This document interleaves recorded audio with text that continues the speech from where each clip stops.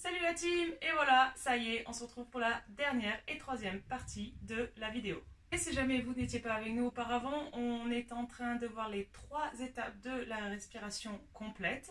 Je vous mets dans la barre d'infos juste en dessous le lien des 2 premières vidéos pour la respiration diaphragmatique et la respiration costale. Et aujourd'hui, vous êtes avec nous pour la respiration claviculaire. Alors, avant, ça allait. La respiration claviculaire, c'est la plus difficile. C'était pour moi aussi la plus compliquée à avoir, entre guillemets, parce qu'elle est très très fine. En fait, on vient remplir, les poumons remontent jusqu'ici, on ne le sait pas forcément, mais ils remontent jusque sous les clavicules. Et donc, on va vouloir venir remplir ce tout petit espace ici par un mouvement des clavicules. Non pas des épaules, c'est pas les épaules qui vont monter, mais c'est vraiment, on va dire, juste ici, la poitrine et les clavicules.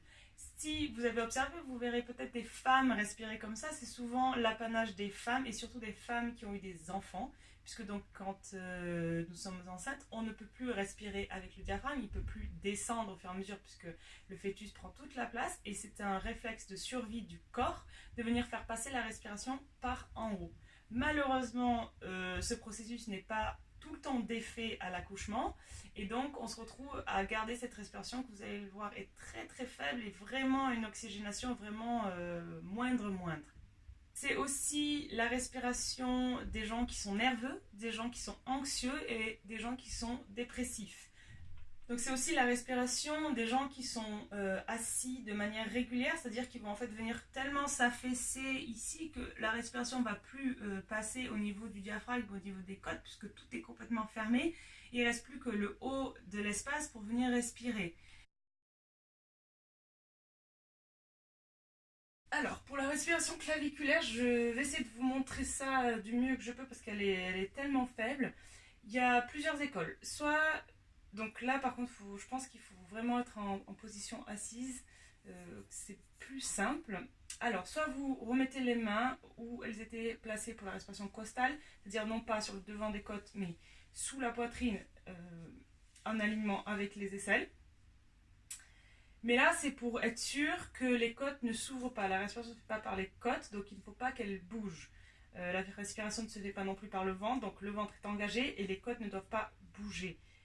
Donc vous pouvez poser les mains ici ou vous pouvez les poser ici, sous les clavicules, avec les pouces et les mains, les bras juste détendus le long du corps.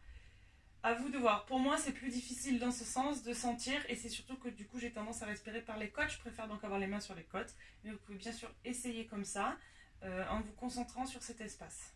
Ce qui se passe, c'est qu'à l'inspiration, on va vouloir donner le mouvement de faire monter l'air vers la tête et ça, ce sera comme si on voulait le pousser de l'intérieur.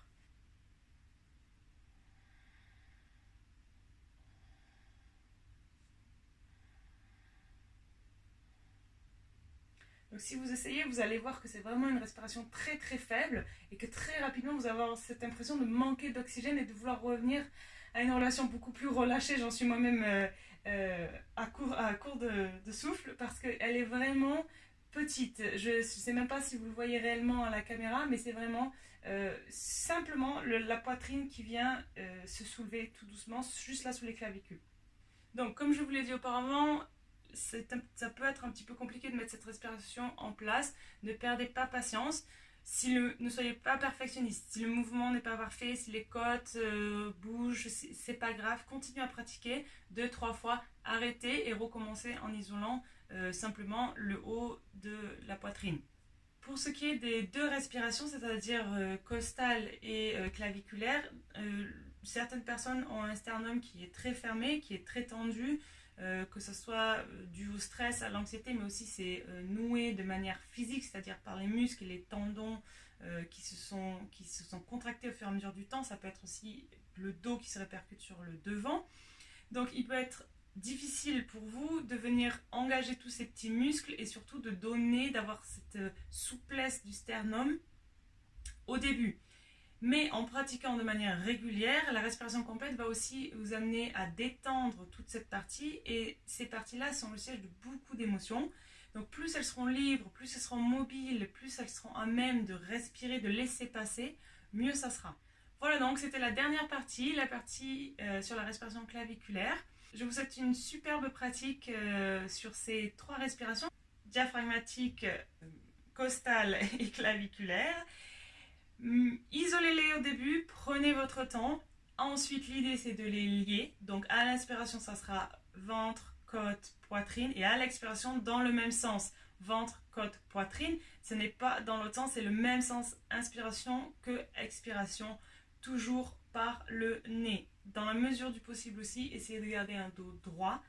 Ça vous aidera à mieux respirer.